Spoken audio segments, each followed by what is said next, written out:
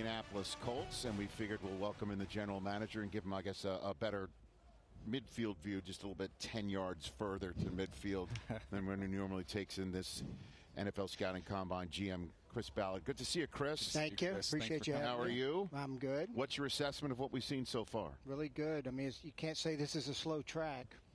I mean, I don't know how many 4.3s I saw up there. I think 8 or 9. Yeah. But it's a fast track, and it's good to see these guys running fast. That's been something you guys have honed in on. I mean, last year, I believe you had the most athletic class we've ever seen in terms of the guys you brought in. How much of an impact is it for you guys when you're going through this week and through the whole process of not only you got the tape, that's the most important thing, but being able to match it up with what you see out here? Well, I mean, we test them for a reason. Mm-hmm. I've always said that. I mean, why test them if we're not going to use the numbers? And, there's benchmarks that we need guys to hit, especially per position for us to take them. And, you don't want to always be you don't want to have a team full of exceptions at the end of the day. So, this matters. The workouts do matter. Of course, it's got to match the tape, but these workouts are important. At what point last year did you say Richardson's our guy? When did you, during that process, that you're willing to share? Probably when we walked out of the building. I mean, I had a good feeling, but coming in, about what he was going to do. I mean, wasn't hard to figure out athletically that he was pretty freaky. Now, I think he would do the things he did. Probably not, but I knew he was going to test really well. But we had a really good feel for Anthony even before we got here. So you never know how the draft is going to fall, but I do remember pretty distinctly getting asked a bunch of questions about, are you moving up? And we just felt good about being at 4, and we were going to get a good player at 4. How's his health? It's good. No, he's throwing again. We're not going to. I mean, I lived through one quarterback that had some issues with the shoulder, so we're being pretty prudent with the process. But he's in good shape. That is the conversation that I've heard, is that you are informing your current way of handling Anthony Richardson with what happened with Andrew Luck. Well, I just want to look. You don't want to ever, especially with a shoulder. Mm-hmm. I mean, you don't. We got time. Why rush it? I mean, almost got to pull it back on Anthony a little bit to, hey, what's the hurry? We don't start OTAs for another month and a half.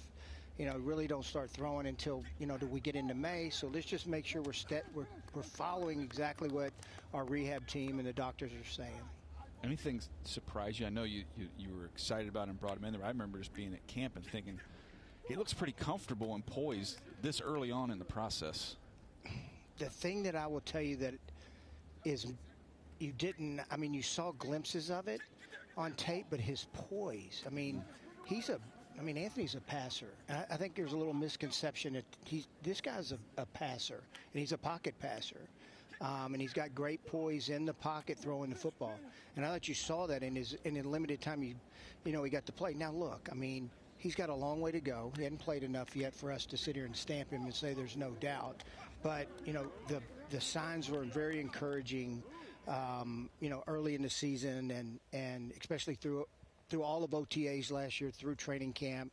We're encouraged by what we see. Got a lot of work to do, but his ability in the pocket and as a passer is something that we're really excited about. Well, it's just to try and inform our viewers here, knowing that there's a lot of quarterback conversation coming into this draft and the evaluation of it. I find it interesting that you said when you left the building in the combine, like that's our guy, obviously, if the draft was going to fall. Did you ever consider trading up to go get him at any point in time?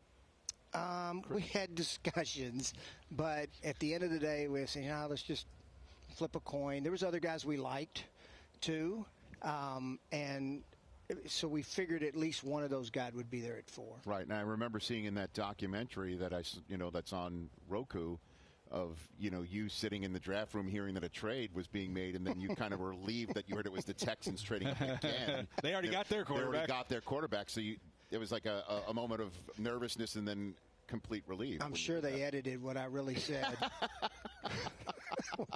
when the trade happened. I love that. And then there's no better feeling than sitting next to your owner going, hey, I'm telling you, it's going to work out. There's a trade.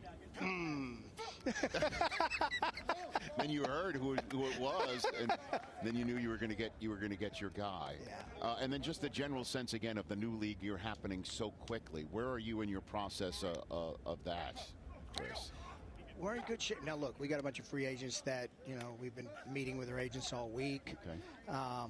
It's a little different. In the past, free agency, you would leave here and free agency would kick up within a day or two. And now, we got almost a week and a half before it starts. So you got a little chance to regroup, continue to work on your own guys, try to keep them off the market if you can. And if not, then the market gets set by, every other team. So something we work through. Mike Bloom, our cap guy, does a tremendous job. Our pro scouts heavily involved, as is our coaching staff. So we think we got a good plan of attack. We got a lot of really good players coming back, which we're excited about.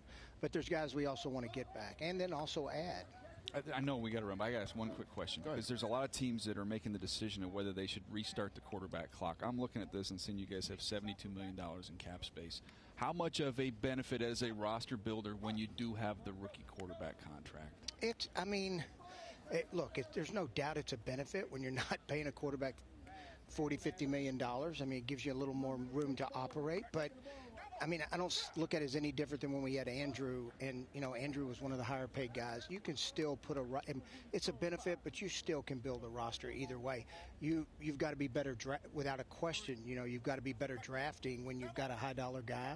That's what I give. Look, I was in Kansas City with Andy and Brett, and I give Brett Veach and his staff a lot of credit for what they've done around Pat Mahomes.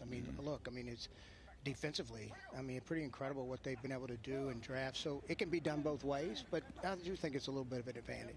Well, I appreciate you coming next door. Absolutely. Thank you. Good neighbor. You've been a good neighbor for many years. I know I am. We hope you've been keeping it down. I love to listen. I sit there over there and listen. Well, and I don't make any comments usually.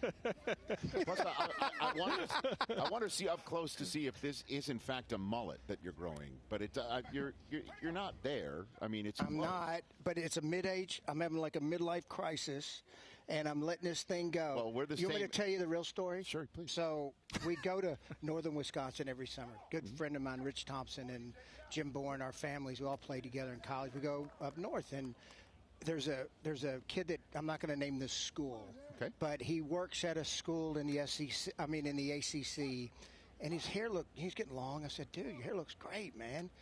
I said, let's make a deal. We'll grow it out through the season. Okay. Jack, I said, Jack, we're going to grow it out through the season.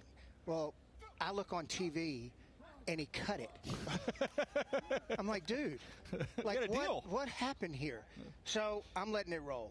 Yeah, I'm letting it roll. He left you on the battlefield. Oh, yeah, but I'm letting it roll. Okay. Again, we're the same age. The fact that you can do that, I don't have that ability, so let it fly, Chris. Let it fly. Rich has it. Hey, I'm trying to cover up the gray, but then it just keeps showing up through it. It's all good, man. Yeah, Rich hasn't been making many promises in that department. Yeah, it's been a while. Good to see you, Chris. Thank y'all. Thanks for I appreciate it. Good to see you, Back man. with more in Indy in a moment.